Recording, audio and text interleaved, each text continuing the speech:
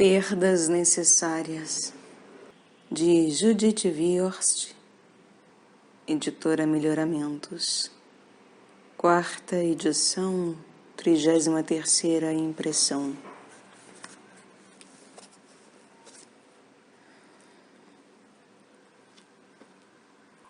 Capítulo 5. Lições de amor. Abre aspas. Pois o amor é o sangue da vida, o poder de reunião do que está separado. Fecha aspas. Paul Tillich.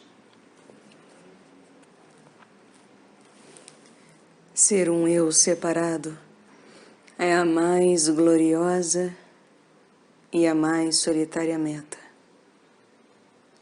Amar a si mesmo é bom, mas incompleto. Ser separado é doce, mas a ligação com alguém fora de nós mesmos é muito mais doce. Nossa existência diária exige tanta aproximação quanto distanciamento. A inteireza do eu, a inteireza da intimidade. Reconciliamos a união com a separação por meio do amor comum e terreno. Nossa mãe, o primeiro amor, nos dá as primeiras lições de amor. É nosso socorro e nosso abrigo. É nossa segurança. A mãe ama sem limites, sem condições, sem interesse próprio nem expectativas. Vive para o filho, sem dúvida morrerá por ele. Do que estamos falando? Pois certamente nossa mãe de carne e osso não era esse ideal perfeito. Ela se cansava, se ressentia, se queixava. Sem dúvida amava outras pessoas e nem sempre nos amava. E deve ter havido momentos em que nós a aborrecíamos, incomodávamos e enraivecíamos. Contudo, se a mãe for suficientemente boa, argumenta Winnicott, essa vontade é sentida como perfeição. Se ela for apenas suficientemente boa, nossos desejos, sonhos e fantasias se confirmam, e ela nos dá o sabor do amor incondicional. Mas, quando a mãe da união total torna-se a mãe da separação, aprendemos a lição do amor. Aprendemos o preço que teremos de pagar, o preço que não podemos pagar. Aprendemos que às vezes o amor falha, que às vezes queremos e não conseguimos. E reconciliando tudo isso em imagens de tamanho natural dos outros e do nosso eu, começamos a renunciar ao que devemos renunciar. Começamos a aceitar as perdas necessárias, que são uma pré-condição para o amor humano. Nem todos fazem isso.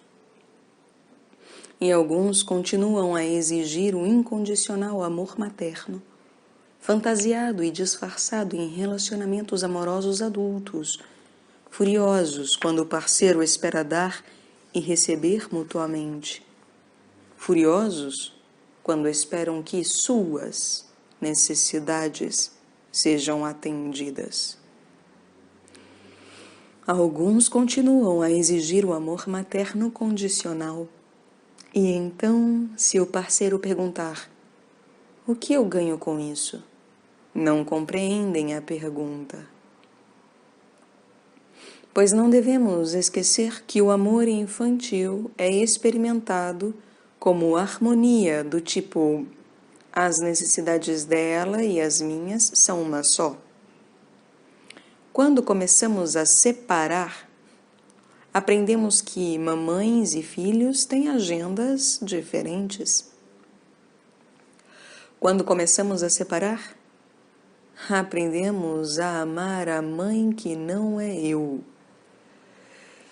Embora o amor adulto comece com a separação entre o eu e o outro, o desejo de satisfazer essa separação persiste. E amar, argumentam, por mais que os amantes sejam maravilhosamente amadurecidos, implica o desejo de voltar aos braços da mãe. Jamais nos libertaremos desse desejo, mas podemos infundir nele a capacidade de amar, e não só de ser amado, de dar, não apenas tomar.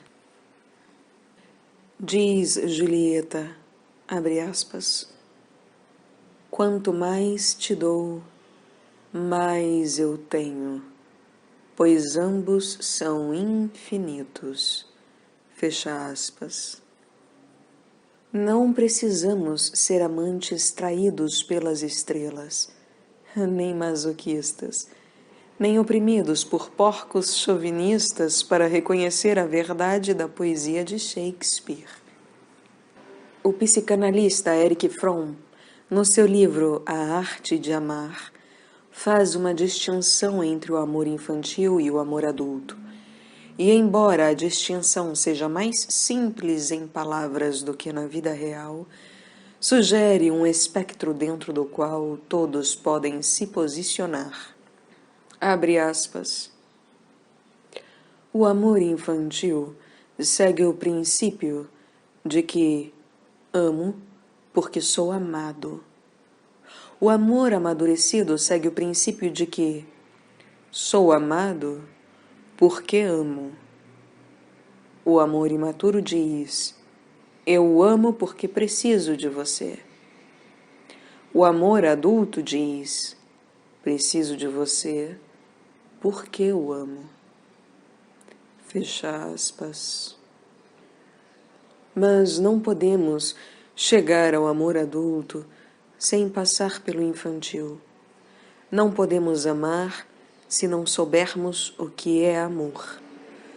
Não podemos amar outra pessoa como outra pessoa se não tivermos suficiente amor por nós mesmos. Um amor que aprendemos sendo amados na infância. E não podemos falar de amor infantil ou amadurecido, a não ser que estejamos preparados para falar também de ódio. Ódio é uma palavra que sempre provoca constrangimento. O ódio pode ser feio, excessivo, descontrolado. O ódio é uma substância que envenena a alma. O ódio não é bom. Pior do que não ser bom é a ideia de que temos sentimentos de ódio para com as pessoas a quem amamos. A ideia de que desejamos mal a elas, ao mesmo tempo em que desejamos o bem, que até o mais puro amor vale menos do que o mais puro amor, pois foi imaculado pela ambivalência. Freud diz, abre aspas, com exceção de poucas situações, sempre há nas relações amorosas mais íntimas e mais ternas uma certa porção de hostilidade. Fecha aspas. É duvidoso que eu ou você estejamos entre essas exceções. A presença do ódio no amor é comum, mas só reconhecida com relutância. Chega, porém, um momento em que o enfrentaremos em nós mesmos. Encharcada até os ossos, esperando na chuva pelo meu marido, que está há 20 minutos atrasado, posso exclamar com perfeita sinceridade: eu mato você. E quando no palco a atriz trágica suspira: "Ah, amei demais para não odiar agora." Tenho que confessar que também me senti assim. Mas quando Winnicott relaciona 18 motivos pelos quais, na sua opinião, a mãe odeia o filho, eu e a maioria das mães recuo horrorizada. Errado, insistimos. Não é verdade, repetimos. Não, não. Winnicott pede que reconsideremos uma canção infantil.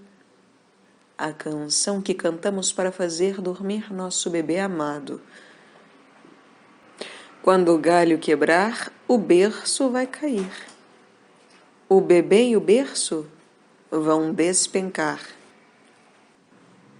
Uma nota da editora diz que talvez uma tradução aproximada da música seja: bicho-papão, sai de cima do telhado, deixa o menino dormir sossegado.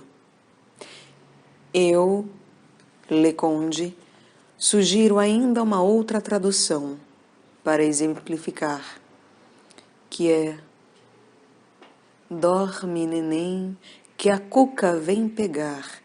Mamãe foi pra roça e papai foi trabalhar.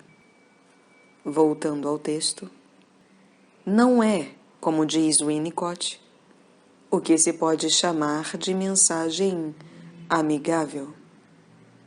Na verdade, expressa alguns sentimentos maternos mais afastados de toda sentimentalidade, o que para ele está certo. Pois o sentimentalismo, diz Winnicott, não tem nenhuma aplicação útil. É prejudicial, porque contém a negação do ódio. E essa negação, argumenta ele, impede que a criança em desenvolvimento aprenda a tolerar o próprio ódio. Meus pais jamais tiveram esses sentimentos horríveis. Que tipo de monstro eu sou para sentir assim? Precisamos aprender a tolerar nosso ódio. Um garoto de 4 anos, cujos pais, podemos presumir, não são exageradamente sentimentais, canta na banheira sozinho todas as noites. Abre aspas. Ele não faz coisa alguma. Só fica sentado ao sol do meio-dia. E quando falam com ele, ele não responde, porque não tem vontade. Ele os espeta com lanças e os joga no lixo. Quando dizem a ele para comer sua comida, ele só dá risadas. Não fala com ninguém porque não precisa. E quando forem procurá-lo, não vão encontrar, porque ele não vai estar lá. Ele enfia espeto nos seus olhos e os joga no lixo e tampa a lata. Ele não sai para tomar ar, nem come seus vegetais. Não faz xixi para eles e vai ficar magro como um espeto. Não vai fazer nada de nada. Só ficar sentado ao sol do meio-dia. Fecha aspas. Ninguém pode dizer que essa canção não sugere uma certa hostilidade.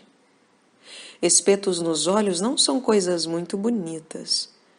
Porém, o que parece aberto a debate é se a hostilidade e o ódio são expressões de um instinto básico de agressividade ou se a expressão humana não passa de uma expressão de um amor desapontado e frustrado.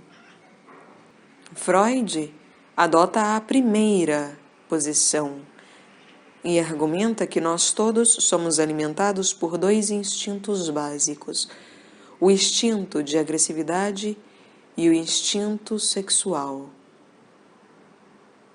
Entretanto, e este é um ponto absolutamente central da sua tese, sexo e agressão misturam-se normalmente. Assim, o ato mais cruel e violento tem um significado sexual subconsciente. E assim, o ato mais delicado e amoroso sempre possui: vamos devorá-lo, nós o amamos tanto, um elemento de ódio. Freud diz, abre aspas, é sem dúvida alheia à nossa inteligência e aos nossos sentimentos a união do amor com o ódio. A natureza, usando este par de opostos, consegue manter o amor sempre novo e vigilante, para protegê-lo do ódio que espreita atrás dele. Possivelmente, devemos o desabrochar mais belo do nosso amor à reação contra os impulsos hostis que sentimos no íntimo. Fecha aspas. Em outras palavras, podemos manter o ódio à distância, enfatizando o amor. Mas no nosso inconsciente, diz Freud, somos ainda assassinos.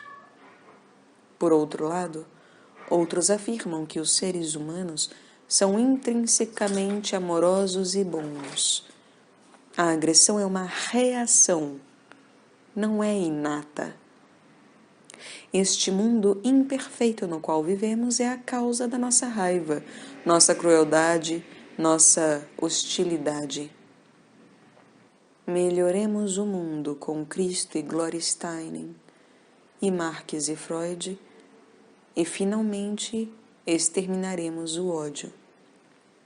Enquanto isto, entretanto, o ódio, na sua forma inata ou ambiental, está vivo, misturando-se com o amor.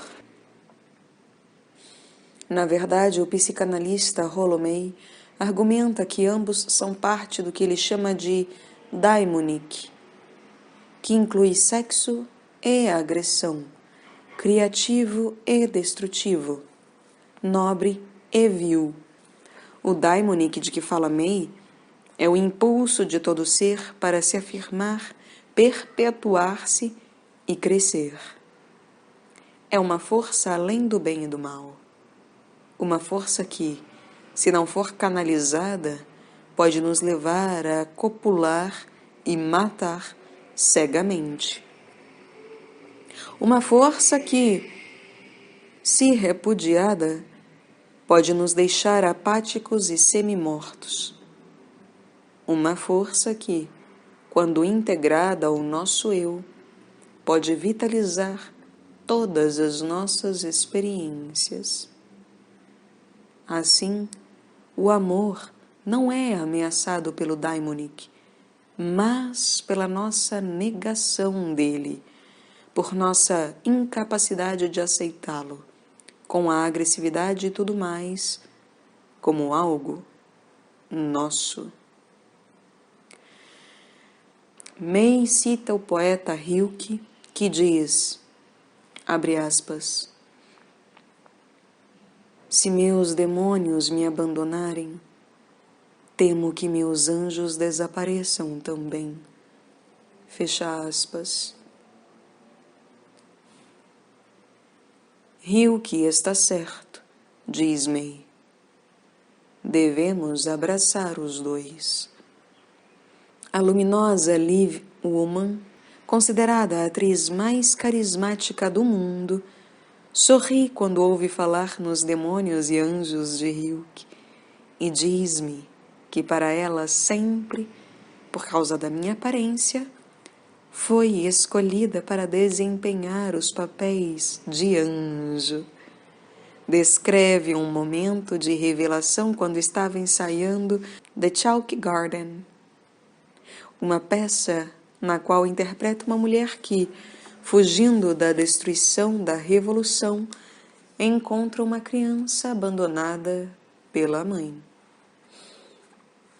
Minha interpretação foi sentar-me e olhar terna e docemente para o bebê, cantar para ele, pegá-lo ao colo e levá-lo comigo. Mas o diretor, lembra ela, pediu-lhe que fosse mais fundo, que mostrasse as dúvidas da mulher, sua covardia, a ambivalência ante tão grande responsabilidade. Não seja tão nobre, foi seu conselho. Não precisa representar a bondade o tempo todo. Na sua interpretação final do papel, Liv, como uma mulher bruxa, apanha o bebê, abre aspas, mas o repõe no chão, pensando nas inconveniências que ele representa. A mulher afasta-se, para, examina suas dúvidas, volta, relutantemente senta-se outra vez, olha para o pequeno embrulho, olha para longe, então finalmente o apanha com um gesto de resignação e afasta-se correndo. Fecha aspas. Só nesse caso, conclui Liv, quando nenhuma situação ou personagem é obviamente boa ou má, é que se torna digna de ser representada. Liv descreve como é fascinante para ela mostrar as duas partes, mostrar a luta, pois sempre haviam lhe ensinado que crianças boas não têm maus pensamentos. Liv diz que agora, na sua vida e na sua arte, sabe que precisamos trabalhar para sermos bons. A bondade sempre implica a escolha de ser bom. Reconhecer a própria agressividade não é um argumento a favor da brutalidade ou, que Deus nos livre, a favor de deixar tudo sem definição. Também não desafia o conceito de que, apesar da nossa ambivalência, os sentimentos de amor sempre prevalecem. A questão é que simplesmente podemos também odiar nosso companheiro amado, nosso filho, nossos pais, nosso querido amigo. A questão é que dizer a nós mesmos que essa coisa é desagradável, nada tem a ver comigo, nos depaupera e pode nos deixar em perigo. Nós também já fomos crianças de 4 anos, com palavras de ódio nos lábios. Talvez nos tenham dito, você não sente isso de verdade. Talvez nos tenham ensinado que amar significa jamais ter vontade de enfiar espetos nos olhos do seu verdadeiro amor. Isso é mentira. A mãe dá ao filho as primeiras lições de amor e do seu companheiro o ódio. O pai, o segundo outro, encarrega-se de aperfeiçoá-las, oferecendo uma alternativa para o relacionamento mãe-filho, tirando o filho da união total e empurrando-o para o mundo, apresentando um modelo masculino que pode complementar o feminino e fazer contraste com ele, e fornecendo outros significados talvez diferentes de amável e amar e ser amado. Neste momento, devemos fazer uma pausa para acentuar o fato de que pais e bebês podem formar muito cedo uma ligação forte e que, exceto pela capacidade de amamentar, os pais podem fazer tudo o que as mães fazem. Os pais podem ser, e muitos são, as primeiras pessoas a cuidar do bebê. Porém, dizendo isso, estaremos afirmando que pais e mães são intercambiáveis? A resposta parece ser um não definitivo. Michael Yogman, da Escola de Medicina de Harvard e do Hospital Infantil de Boston, cujas pesquisas têm contribuído muitíssimo para novas informações sobre o relacionamento pai-filho, argumenta que o papel do pai com filhos bebês é muito menos restrito biologicamente do que se pensa. Segundo ele, estudos demonstraram que os pais são tão sensíveis quanto as mães às indicações emocionais dos bebês e respondem a elas com a mesma habilidade. Além disso, afirma ele, os estudos do desenvolvimento da ligação com crianças de 6 a 24 meses nos dão evidência conclusiva de que os bebês se apegam tanto aos pais quanto às mães. Entretanto, e há alguns entretantos cruciais, acentua ele, mães e pais respondem aos seus bebês e seus bebês respondem às mães e aos pais de modo evidente e consistentemente diversos. Os pais são imagens muito mais físicas e estimulantes. As mães são mais verbais e mais calmantes. Os pais despendem menos tempo cuidando do bebê.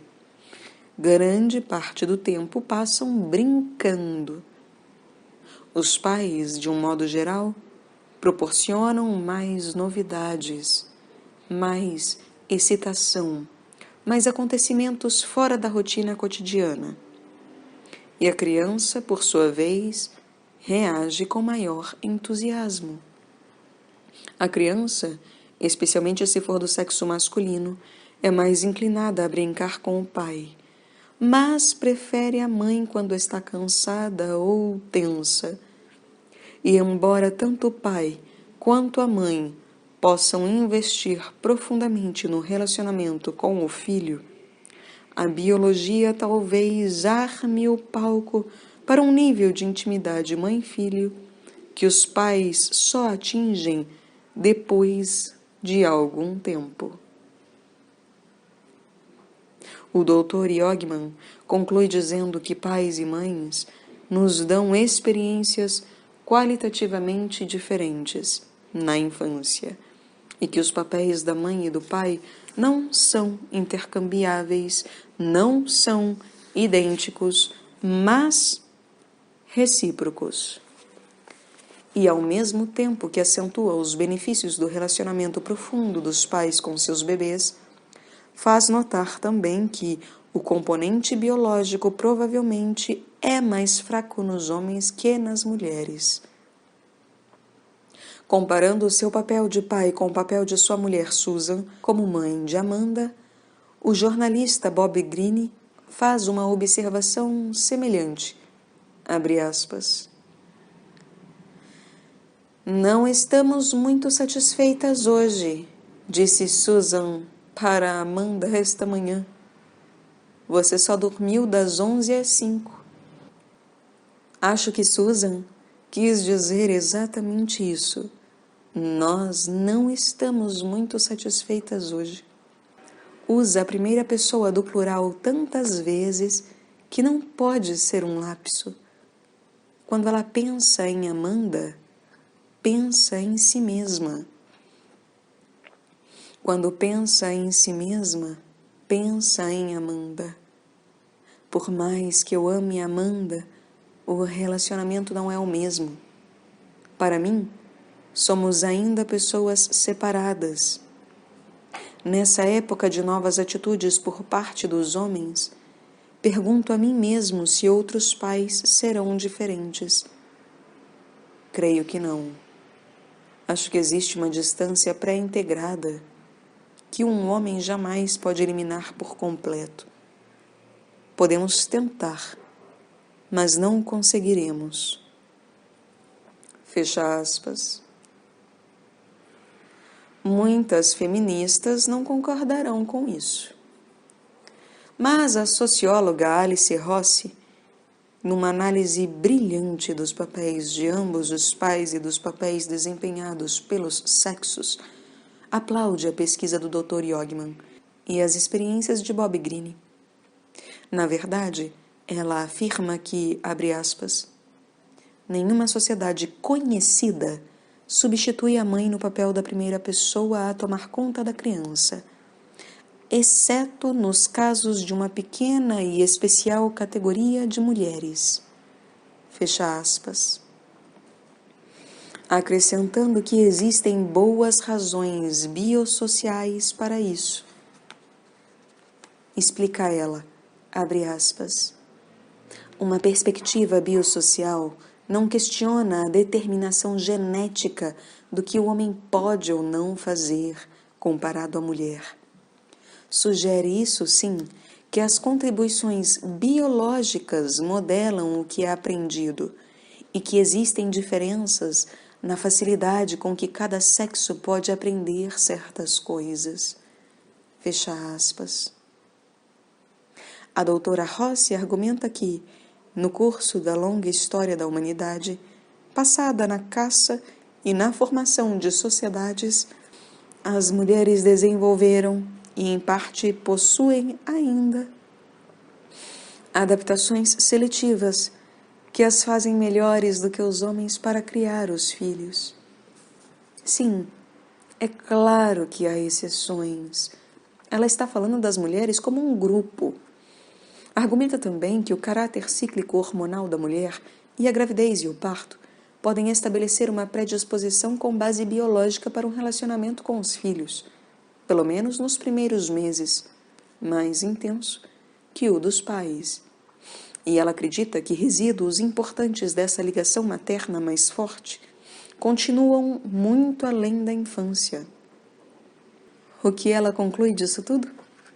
Sua conclusão é que, por mais prematura que seja a educação para o papel do pai, e por mais que o ambiente familiar permita uma igualdade de oportunidade ao pai e à mãe, nossa herança evolutiva não pode ser eliminada, nem a ligação pai-filho pode ser igualada à ligação mãe-filho. Ela termina com a previsão de que, provavelmente, a mãe será sempre emocionalmente mais importante para o filho. Isso não significa que os pais homens não sejam importantes para o desenvolvimento inicial da criança. São, sem sombra de dúvida, extremamente importantes, como destruidores construtivos da unidade mãe e filho, como fomentadores da autonomia e da individuação, como modelos de masculinidade para os filhos, como confirmação da feminilidade para as filhas, e como a figura outra que não a mãe, que fornece uma segunda fonte de amor constante. O pai representa um conjunto opcional de ritmos e respostas ao qual a criança se liga. Como uma segunda base familiar, faz com que seja mais seguro sair de casa. Com ele como aliado, um amor, é mais seguro também mostrar que estamos zangados quando nos zangamos com nossa mãe. Podemos odiar sem sermos abandonados. Odiar e continuar amando. O pai é a pessoa para quem a criança se volta quando precisa resistir à tentação de reemergir na mãe e quando precisa lamentar o paraíso perdido. Não se pode abandonar com sucesso a união simbiótica, a não ser que sentamos a tristeza dessa renúncia. O pai, que oferece interesse e apoio, faz com que a perda seja menos intensa e, portanto, possível. O psicanalista Stanley Greenspan descreve a imagem do pai na praia enquanto o filho luta para se libertar das águas simbióticas. Ele estende a mão e ajuda o filho a sair da água e continuar o caminho.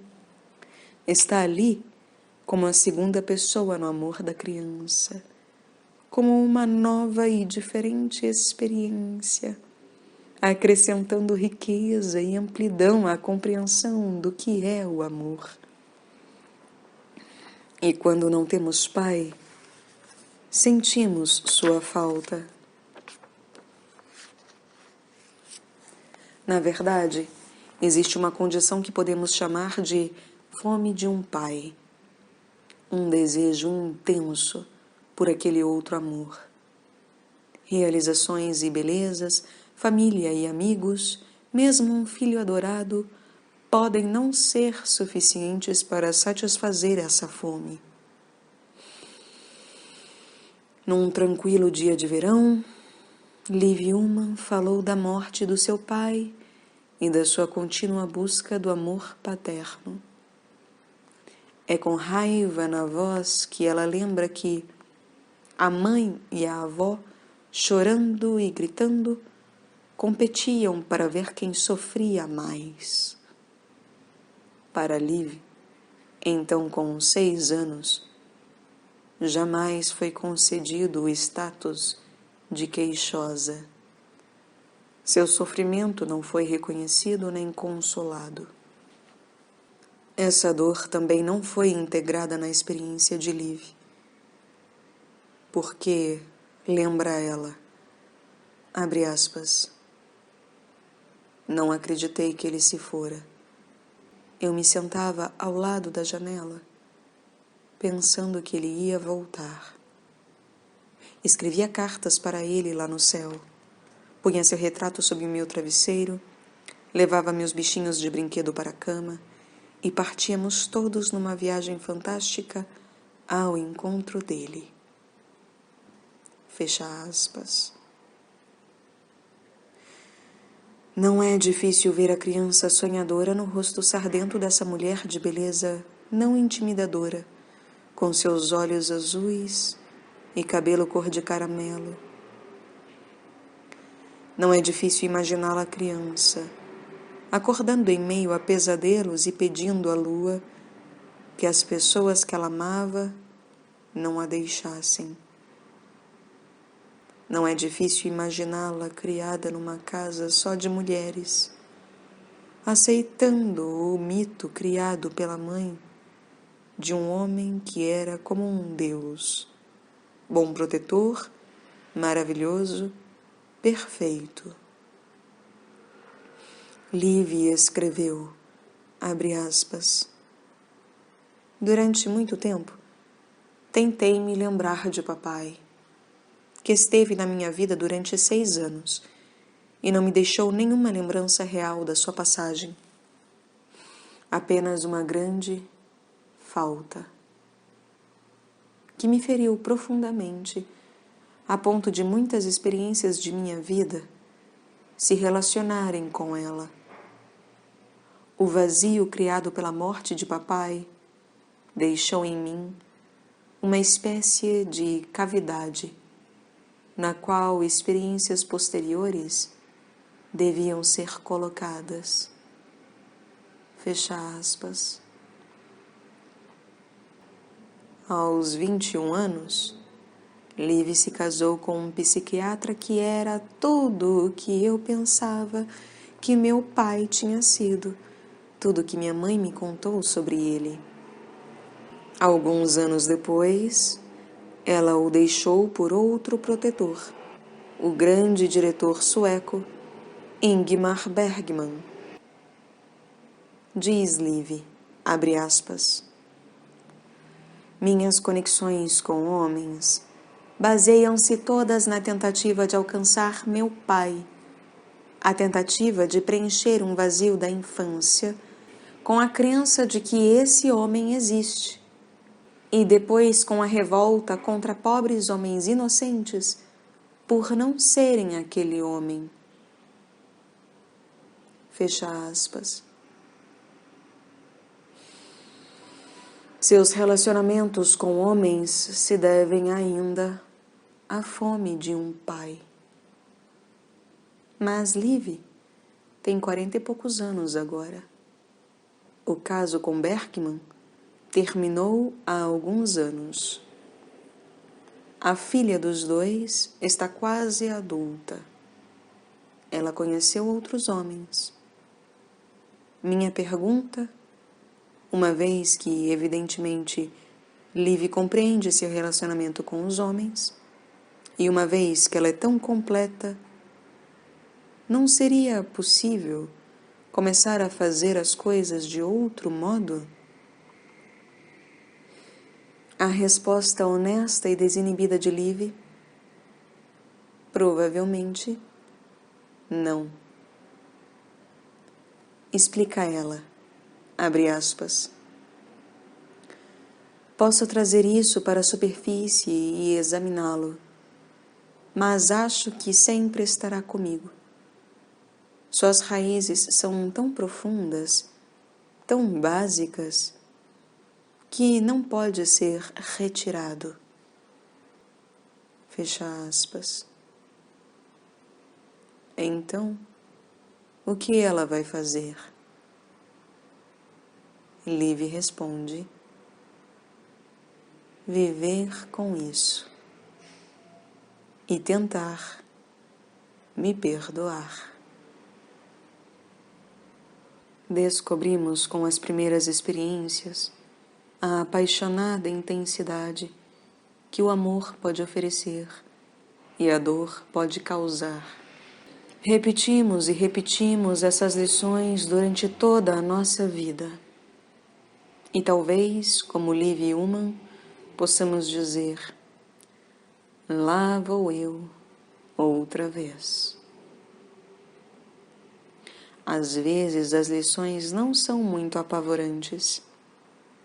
Brinco com uma garotinha que sofreu a perda traumática da mãe e do pai. No meio do brinquedo ela para, fica de pé e diz: tchau. Ao que parece seu estilo é: estou deixando-a antes que você vá embora e me deixe. E fico pensando se ela vai crescer com o impulso de abandonar o que ama antes que a façam sofrer. Uma especialista em relacionamentos interrompidos. Conheço um garoto que é sempre empurrado pela mãe. Estou ocupada, diz ela. Agora não. Você está me atrapalhando. Eu o vi insistir e choramingar e dar chutes na porta fechada do quarto da mãe. E imagino o que ele fará com as mulheres daqui a 20 anos. E o que ele vai querer, precisar que elas façam para ele. A repetição é compulsiva na natureza humana. Na verdade, é chamada compulsão repetitiva. Ela nos leva a fazer e repetir o que fizemos antes, tentando restaurar um estado anterior do ser. Ela nos leva a transferir o passado, nossos desejos antigos, nossas defesas contra esses desejos, para o presente. Assim, aqueles a quem amamos e o modo que amamos são repetições inconscientes, de repetições anteriores, mesmo quando essa repetição nos causa dor. E embora possamos fazer o papel de Iago ao invés de Otelo, de Desdémona ao invés de Iago, sempre representamos antigas tragédias, a não ser que haja a intervenção da percepção e da intuição. Aquele garotinho, por exemplo, pode representar seu desamparo fazendo o papel de marido passivo, submisso. Pode representar sua fúria assassina como um marido que espanca a mulher. Pode escolher o papel de mãe e se tornar um marido frio do tipo: você tem de implorar. ou, como pai ausente, pode simplesmente abandonar a mulher e o filho. Aquele garotinho pode se casar com uma mulher que seja a imagem exata de sua mãe. Pode fazer com que ela se torne sua mãe. Pode pedir a ela o impossível. E quando ela recusar, talvez diga: você sempre me rejeita, igual a minha mãe. Repetindo o passado, ele pode repetir sua fúria, sua humilhação ou seu sofrimento. Ou pode repetir as táticas para derrotar a fúria, a humilhação, a dor. Repetindo o passado, ele atualiza seu script para incluir as ligeiras variações das experiências subsequentes. Mas quem ele ama e como ele ama serão sempre reflexos daquele garoto choramingas, furioso e que implorava a atenção. Para muitos homens, a negação da dependência da mãe é repetida nos seus relacionamentos futuros. Às vezes, pela ausência de qualquer interesse sexual por mulheres, às vezes, por um comportamento padrão do tipo amá-las e abandoná-las. Entretanto, para outros homens e mulheres, a dependência é motivo do relacionamento amoroso. E, seja quem for que levem para a cama, será sempre, pelo menos para eles, a mãe gratificante, tão desejada. Um relacionamento lésbico, como é descrito por Karen Snow em Willow, pode também repetir padrões amorosos da primeira infância. Abre aspas. Levado pelo tédio, Pete arranja um emprego de soldador numa fábrica de aviões. Mas as longas horas de trabalho manual não a transformam num homem. Ela é ainda a que se sacrifica, continuando a cozinhar, lavar, passar e lavar o chão. Gasta grande parte do ordenado com um hilo. O elo masculino-feminino é frágil, comparado com esse elo mãe-filha. Cada uma está apenas caminhando nos sulcos profundos de sua primeira infância. Willow sempre foi a princesa distante, servida e censurada por uma mulher grosseira e martirizada. Na verdade, por duas mulheres martirizadas, a mãe e a irmã. Pete sempre serviu a mãe glamurosa, sempre fora de casa, procurando realizar coisas. Ela foi dona de casa e cozinheira também para o pai, que sempre desejou um filho. Fecha aspas. Descrevendo seu gosto por mulheres, o ativista político e médico pediatra Benjamin Spock revela também uma compulsão repetitiva, pois, como ele mesmo acentua, abre aspas, sempre me sinto fascinado por mulheres severas, mulheres que posso vencer com meus encantos, apesar da severidade. Fecha aspas. O modelo para essas mulheres, como o Dr. Spock sabe muito bem, foi sua mãe, exigente e extremamente crítica.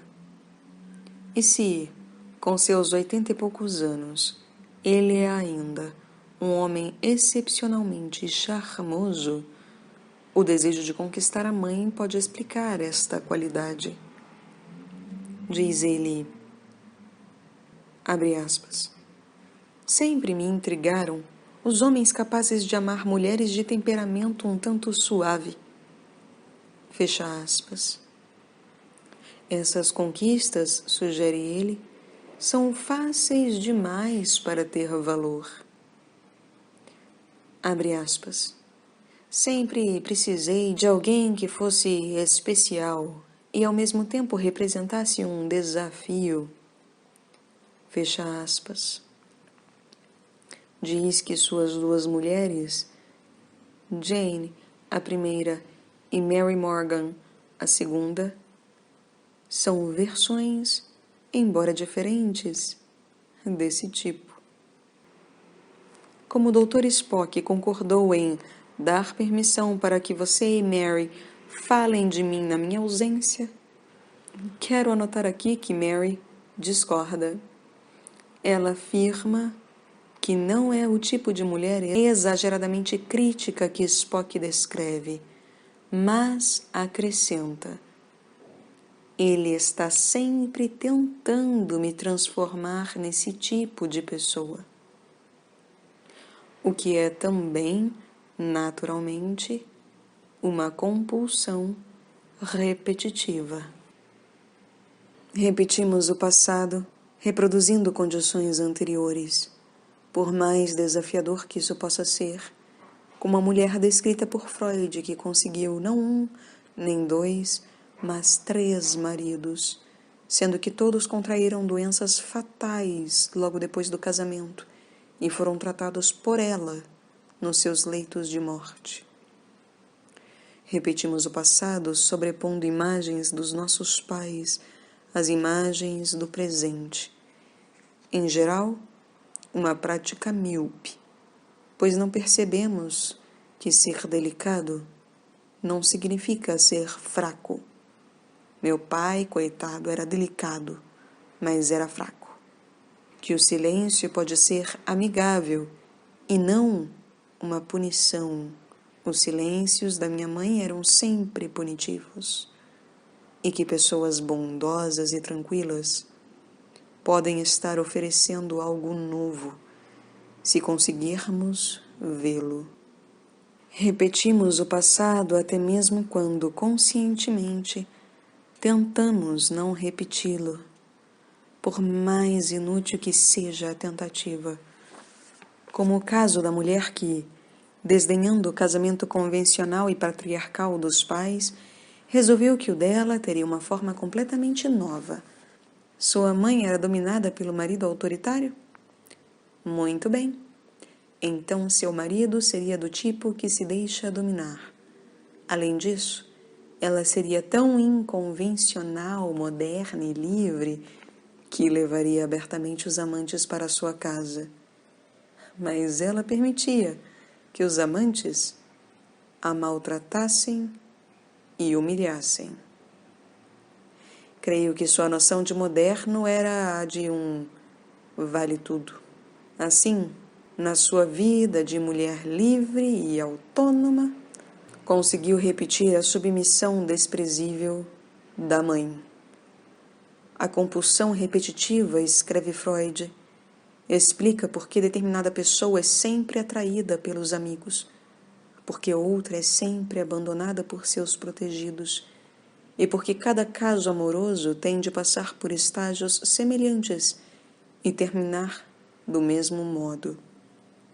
Pois, embora sejam pessoas que parecem perseguidas por um destino maligno ou possuídas por uma força demoníaca, escreve Freud, esse destino, em grande parte determinado por elas mesmas e por influências da primeira infância. Parece razoável o desejo de transferir o passado agradável para o presente, procurar a repetição dos prazeres daqueles dias, apaixonar-se por aqueles que se parecem com nossos primeiros objetos de afeição, repetir alguma experiência porque gostamos dela na primeira vez. Se a mãe era realmente maravilhosa, por que o filho não pode se casar com uma moça igual, a qual se casou com seu velho pai? Sem dúvida, Todo amor normal não precisa ser estranho, nem precisa ser ostensivamente incestuoso. Tende a compartilhar um amor de transferência. Repetir o que é bom tem sentido, mas é difícil para nós entender a compulsão para repetir o que nos faz sofrer. E embora Freud tenha tentado explicar essa compulsão como parte de um conceito duvidoso chamado instinto de morte, pode ser também interpretada como nossos vãos esforços para desfazer, reescrever o passado. Em outras palavras, fazemos e repetimos, na esperança de que dessa vez o fim será diferente. Continuamos a repetir o passado quando éramos desamparados e conduzidos, tentando dominar e alterar o que já aconteceu. Repetindo a experiência dolorosa, estamos nos recusando a enterrar nossos fantasmas da infância. Continuamos a clamar por alguma coisa que não pode acontecer. Por mais que sejamos aplaudidos agora, ela jamais nos aplaudirá naquela época. Temos de abandonar essa esperança. Temos de desistir, pois não podemos embarcar numa máquina do tempo e voltar a ser aquela criança há muito desaparecida e conseguir o que queremos quando tão desesperadamente desejávamos. Os dias para essa conquista já se foram, terminaram, desapareceram. Temos necessidades que podem ser atendidas de outros modos melhores, modos que criam novas experiências. Mas, enquanto não pudermos chorar aquele passado, chorar e deixar que desapareça, estamos condenados a repeti-lo. Tecendo o passado com o presente, podemos experimentar vários tipos e vários estágios do amor. Podemos amar de um modo ou de outro durante toda a nossa vida. Relacione-se, diz um personagem de Howard Zinn, de Foster. E carentes, românticos, extasiados, temerosos, descuidados, esperançosos. Como tentamos fazê-lo? Tentamos, por meio do amor sexual, a cadência física da liberação orgástica, por meio de Eros, o ímpeto para a união e a criação, por meio do amor materno e do amor fraterno, do amor pelos semelhantes e da amizade, por meio de caritas, um amor altruísta. Tentamos com o relacionamento humano, que inclui um ou todos os citados acima, formados como um todo ou em partes, e para o bem ou para o mal, pelos instrutores da nossa infância, tentamos amar. Tentamos e continuamos a tentar, porque uma vida sem conexões não vale a pena ser vivida. A vida solitária não é suportável.